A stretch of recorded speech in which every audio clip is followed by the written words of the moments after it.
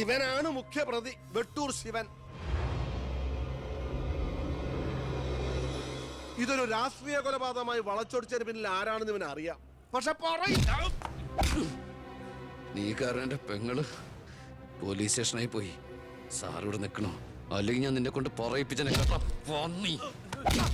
ഞാൻ നിൽക്കുന്നത് താൻ കാര്യാക്കണ്ട. കൊടുക്കടോ. തന്റെ പെങ്ങളെ കെട്ടായിരുന്നവനല്ലേ ഇവൻ കൊന്നത്. അപ്പൊ പിന്നെ ഞാൻ ഇടിക്കുന്നതിനേക്കാളും പവർ തന്റെ കഴിക്കാം. നോക്കി നിൽക്കാതെ കൊടുക്കണോ.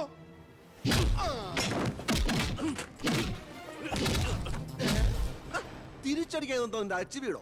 ഇടിച്ചു തന്നെയോ? ഇടിക്കടോ.